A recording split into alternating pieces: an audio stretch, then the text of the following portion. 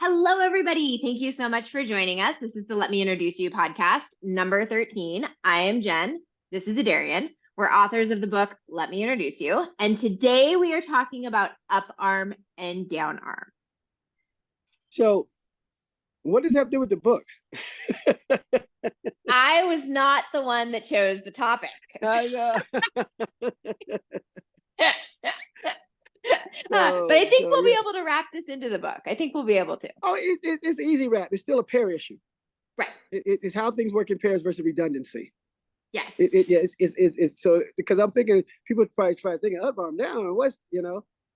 But the book's about pairs and threesomes, Yes. And so that's the tie-in is up arm, down arm is a pair. Yes. It's a pair that works together really well, just like up leg, down leg. Yes.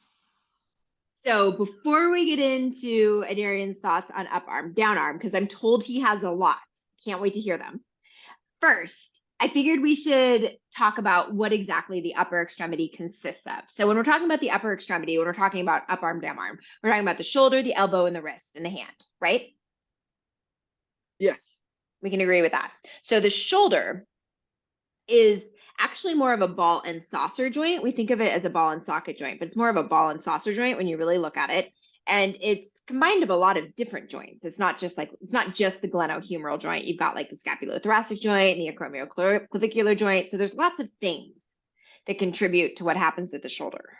Right. Which is kind of important to note, I think, because when we get into like what up arm, down arm, like what they do and how they function, you're looking at more than just what's happening at the arm, right? Right. Well, part of it too is always, I think people always think that, I have these two sides, Right. and I don't need redundancy. Redundancy doesn't do me any good, Mm-hmm. So how do we become more? How do we become more efficient about the things we do as far as, and think let's go back to a crawl pattern where I had a 1-2 landing pattern, 1-2 landing, but it's like the legs up, like down, like it's a 1-2 pattern, Right. Now we don't walk on our hands anymore, but we still do things as far as lift weights, when we use both of them, the lift weights or to move or how we throw objects and things like that. Mm-hmm. Even how we run or how we swing a bat or, things like that. That makes sense. And it also relates to like something that I really like, which is like hand balancing and acrobatics and things of that nature, right? Right. Well, I mean, let's even go back to, like I said, let's even just stick with just basic, like back in the day, if you had to chop wood, Mm-hmm. how does up arm help you chop wood? Mm. How does up arm down help you dig a hole? How does up arm, for those type of things, if we just go back, then we say, if I need to climb a tree, how does up arm down help me climb? So we just go to just to basic movement patterns and everything like that. How does this combine to help us out to do some of these things? Even if you go back to the days of, I don't think people can remember, even go back to the days of people hanging out clothes on the clothesline. Oh, right. Okay. And how they would work the pins to put them on and things like that. How do you take them down? So yeah. Okay, this makes sense. All right, so we've got the shoulder, which is, like I said, this ball and saucer type joint. Then we have the elbow joint, which everyone calls the elbow joint a hinge joint, but the elbow joint also pronates and supinates the forearm. It actually can, yeah, versus what they talk about to me, yeah.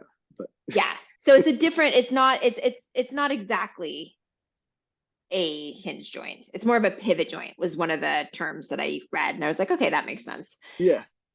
And then the wrist joint, which is I can't even say the word, ellipsoidal joint or condyloid joint, because it can do a variety of different motions. And then you have joints in the carpal bones that don't allow movement, and the carpal bones are the hands. But they do in the foot. Does that make sense? I'm just messing with you now. Keep it moving. It's funny. Keep it moving. As I was reading through the anatomy and the structure of the upper extremity, I thought exactly the same thing. I was like, well, that's kind of interesting that they make the point of saying that in the hand. Yeah. That's crazy. And everyone's trying to make the bones of the joint and the foot move. Yeah. And then you have the interphalangeal joints, which are your finger joints, and those are more of a hinge joint type situation. Right. So just so everyone's kind of clear on like how that all works.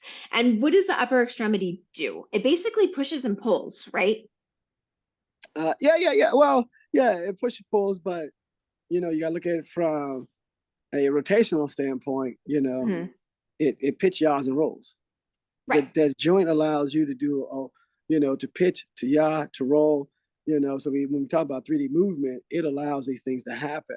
So Mhm. as with the legs, it's not as adaptable as the arms are and everything. Even like the arm can do a 360 circle. Right. Leg can't do that, can't come close to that. And then while I'm doing that 360 circle, I can also yaw the arm. So as the arm's going around, I can also yaw it. At some point in time, if I want to stop and roll it, I can do that too. Or I can do some at the elbow. But you have this vast variety of movements Right. that's not available to the legs. That makes sense. For instance, you could not, if you took away your arms, you couldn't make the swimming motion of the crawl motion with your legs at all. Right. Right. But you could do the flutter motion with your hands. So that's actually kind Right. of interesting when you think about that. Right. So, or you just think about things like, think about somebody, the difference in like even doing a push-up, Mm-hmm. where I can do a push-up on one arm and I can do whatever I want to do with the other arm. Right. If I did a push-up and lifted up one leg, that's all I can do is lift up. Yeah. Okay. Okay. So you have so many more things you can do with it, and everything. But it operates more open-ended than the legs operate open-ended. Mm-hmm. Especially since we stood up. Oh, that makes sense. Okay. And some of the things we may have to do as far as you're talking about fighting now, grappling, or even lifting things to move things. Mm-hmm. It has the adaptability to do those things that legs just don't. We've seen people do some things with legs that, but that they don't have arms or they don't. Some it's when we talk about for the most part, what you do with your arms is vastly different than what you do with your. Even when people lift weights, a lot of times people think they're lifting with their legs. It's really upper body lift. I think about this every time I deadlift because I can feel my lats. I'm like, oh, there are my Yeah, lats. yeah. It's a lot of upper body lifts going on, and people say, "Lord, no, that's upper body lift." And when what dictates the ability to lift stuff, strength, grip strength, not leg Yeah. strength. If your legs can hold a lot, but if you can't grip it, Right. won't matter. I mean, we all had them deadlift days where we feel, we feel the weight slipping out of our hands. Yes. It don't matter how strong your legs are. The weights, you can feel it slipping. Yeah. Interesting. Okay. Okay. And then the final note I'll make about the upper extremity is when you look at the stretch shortening cycle, Yes. what's interesting about the upper extremity is it happens primarily in the shoulder. So there's a lot of fast twitch muscle fibers in the rotator cuff, which I didn't know. This surprised me. Yeah. Well, I mean, the thing about it too, like remember we was watching Arnold Schwarzenegger do the bodybuilding thing. Yes. And the whole thing about it is most of these muscles in the upper body are really long. Mm-hmm. Really long. Look how far your chest muscles can stretch. Right. Look how far your bicep muscles can stretch. Look how far your tricep muscles can stretch. I mean, these are really, and based on focal points and things like that, they have a lot of range. Right. And then you get to that rotator cuff area, and all of a sudden you don't have the same range anymore. Right, at all. It's almost like the little muscles in the ankle that control the rolling of the ankle joint, Right. the rolling of the foot. Right. So you get into those type of things there. But yeah, you look at that, so if somebody wants, and we know with levers, we don't get both spectrums. If you Right. get a lot of range, it's going to be a slower movement pattern. Yes. Then if you get a short range, it's going to be a faster movement pattern. And that's what we talk about with a wrench. Once the nut loose, it's a short movement pattern. You don't go through range anymore. Right. If it's tight, you go through range to try it, and it's slower. So the same thing. So that's the biggest problem too, is that a lot of range takes time to work this stuff through. That makes sense. Okay. So if we segue this back into up arm, down arm, how does up arm, down arm work? And what are you looking for in order to identify up arm, down arm? The thing with up arm down is just like that. One arm likes to go up, one arm likes to go down. Right. So say you want to throw an object. And say you throw with your up arm. No big deal, raising the arm up. Right. The issue is lowering the arm. It needs the down arm to lead the way to make it lower itself. Okay. So Yeah. in an example, like just say like a baseball pitch, how would that work? So say I throw my, or I'm just gonna throw the ball. Say you're just Okay. gonna throw a ball. Just say you're gonna throw a ball. Okay. So you have to raise it up first. Right. So if you throw arm is the up arm, you have no problem raising it up. Right. Bringing it down becomes a problem. So Okay. you need your down arm to lead the way. So it's going to follow. It's going to mimic the down arm. Down arm falls down. The up arm wants to follow now. I see, which will speed up the rotation. Right. Now let's flip them. Say the down arm is the throwing arm. Okay. You're going to use the up arm to raise it up. It'll come down by itself. Interesting. Okay. But that's how those two are working together to accomplish the task of, I need to throw this thing. Interesting. Okay. So what about like the whole chopping wood example? So same thing. I need one arm to raise the axe. I need one arm to bring it down. Okay. I need one to raise, one to bring it down. Just depends on what position they're in. So even if you have both hands on the axe, you're going to have one hand that's leading the way of the axe coming up and the other hand that's leading the way of the axe. Same thing with a golf swing, anything else.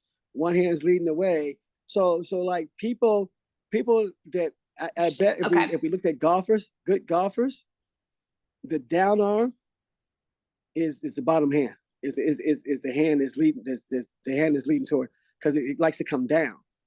And you have this natural swing pattern up down. If you flipped it, you're trying to make an up arm. So at that point in time, you would have to raise the golf club with your up arm, but your down arm would have to help you bring it down. I see. That makes a lot of sense.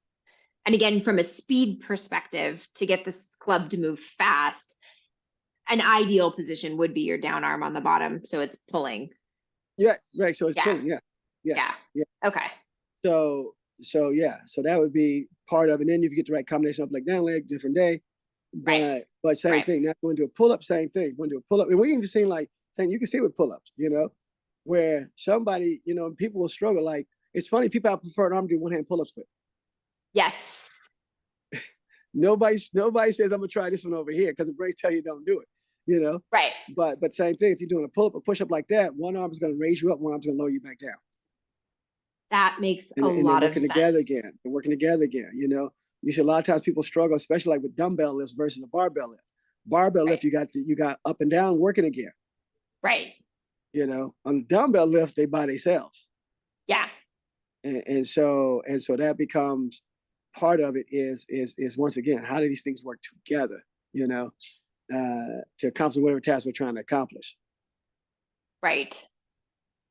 And by understanding so how would you, so I guess I should ask first, how would you identify your up arm versus your down arm? Like what would be an easy test? Like I said, you can, push up is probably the easiest test, and you'll feel it. You'll feel one arm really working harder to push you back up than the other one, and then you feel yourself going down on one arm, and everything. And then if you lift weights, you can kind of see it to lifting weights. How when you see people lift weights overhead, one arm is inside more than the other arm. There's differences going on. Right. So, but a push-up would be the easiest way. The other way too is look at which arm uses more shoulder versus which arm uses more tricep. Oh, interesting. A down arm uses more tricep. An up arm uses more shoulder. Okay. So that would be the other way to look at it too. And that's what you see. That's why you see, like you said, that's why you see one arm in closer than the other on like a barbell lift, because the up arm is in closer because of the shoulder, and the other arm's out a little bit more because of the tricep. And you see that all the time. So that's super interesting, actually. Yeah. So that becomes a thing. Excuse me for a second. I just had to do something. Adarian is watering his yard for everybody who's curious. Yeah. Got to water the squirrels. Got a little maintenance going on. So these, and now in running, same thing. Let's take this even take this to running, something like running, or even climbing a rope and things like that, but in running, so a lot of times in running, people are trying to swing the arms equally. Right. When it shouldn't be. It should be down. It should be a rhythm of down arm comes down. And up arm. Yeah. So my down arms in front is going to come down.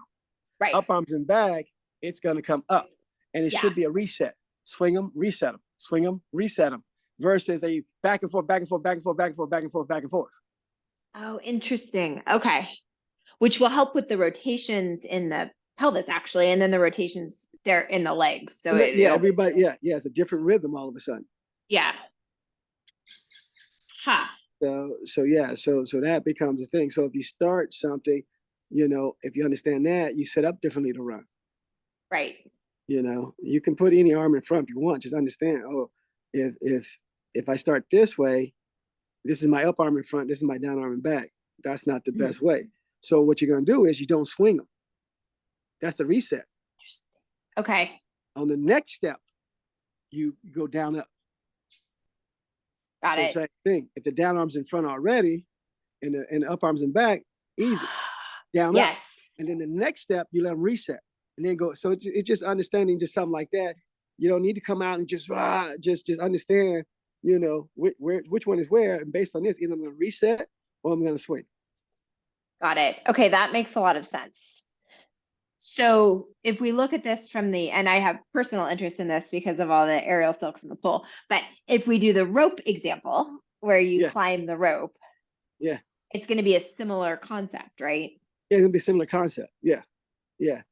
But now this becomes the fun part. So if you're going to climb something, right? Mm-hmm. It's backwards. Because you're pulling down first. So it's down, up. Yeah. Down, up. Yeah. You're not pulling up. You're pulling down. So yes. Yeah. So people have to understand that rhythm of it is not, one arm is going down, one arm's going up. Got it. So my left arm is pulling down. So I would start my left arm. And then my right arm is pulling. So see, that's what that's just the rhythm again. Got it. Okay, that makes sense. It's just, you have to think about it, not from the rope perspective, but from your perspective, what arm is doing what. You're still moving up, but the down arm is actually pulling down to make you go up. Right. And so if you can find that, and actually then the up arm will swing up pretty fast. So you get that reset pretty fast. Yeah, because it wants the down arm to do the work for you. Right. So we could use, so for people listening, you could use up arm, down arm to facilitate a lot of different movements once you understand it. It sounds like. Yes.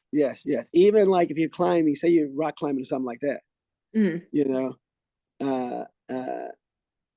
you want to stretch out a long ways, down arm, stretch out on the down arm.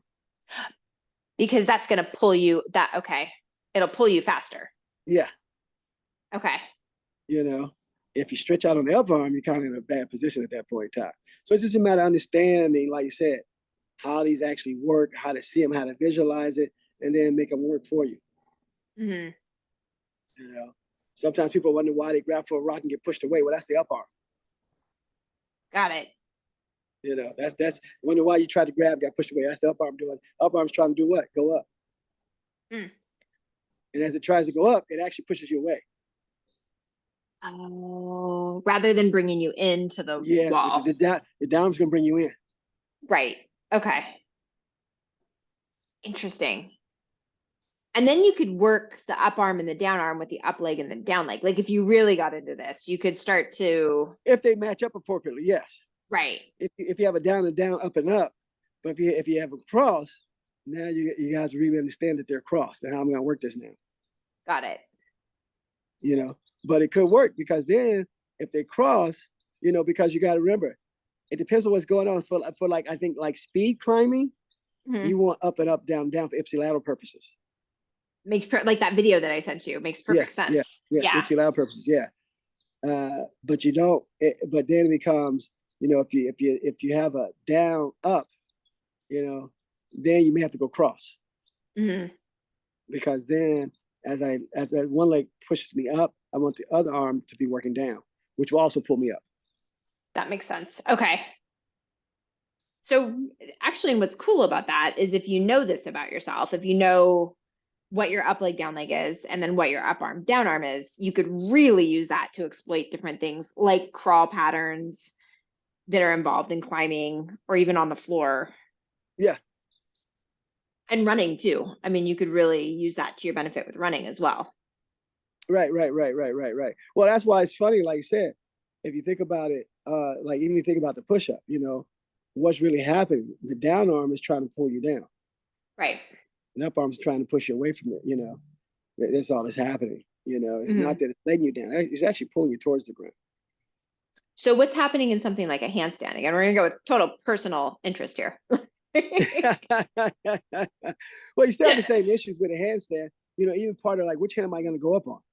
Right. Am I going up on the down, or and everything like that? Most people will go up on a down Yes, that makes versus sense. so you don't get kicked back if you try to. So you don't get kicked back, which is also why a lot of times when people talk about doing cartwheels, it's hard to cartwheel both bidirectionally. It is. Usually, I've never met anybody that cartwheels identically on both sides. Yeah, yeah, because you have these different arms to go into. Right.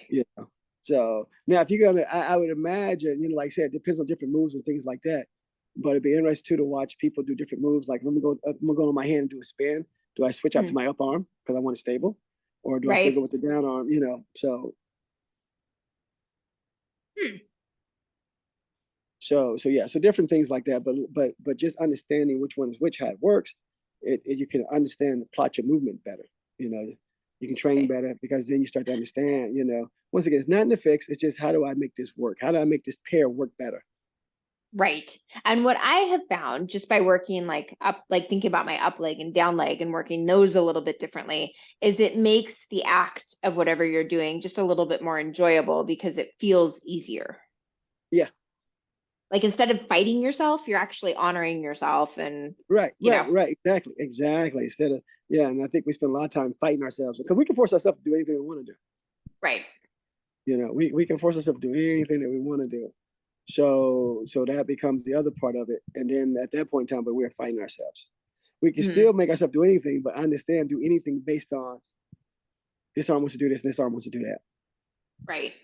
And don't try to be, and people want to be balanced. I want to be able to do the same, but that becomes the hard part.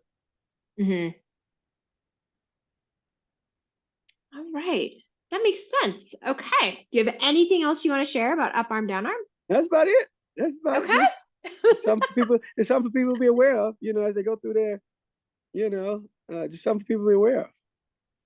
Especially like when you see people trying to do one arm push-ups, probably the same thing. What am I gonna do a one arm push-up with? Right. Or we see people do the split push up, they struggle on one side more than the other. Yeah. Or single arm hanging stuff, that's all gonna play into it too. Yeah. I mean, that's like recently I was trying to swing on the monkey bars, and guess what? Down arm doesn't want to swing at me anymore. Just wants to hang. You need a little more propulsion with your legs to get it to go when that's the case. Yeah. This arm, no problem. Then get to the other. I was like, yeah, dude, we're just gonna kind of hang around a little minute. Okay.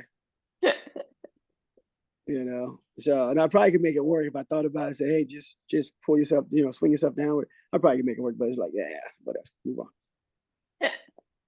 on. All right. Well, thank you for that. That was, as always, super interesting. And for those of you listening, if you have any specific questions, comments, or feedback, feel free to hit us up. And we will be back next week. Topic unknown, although Darian has like a list of topics. So yeah, we're gonna talk about joint strength. We're talking about joint strength. Yes, you wanted to talk about joint strength. Yes. Okay. Yeah, that's next on my list. Okay. So join us next week, everybody, for joint strength. Thanks, everyone.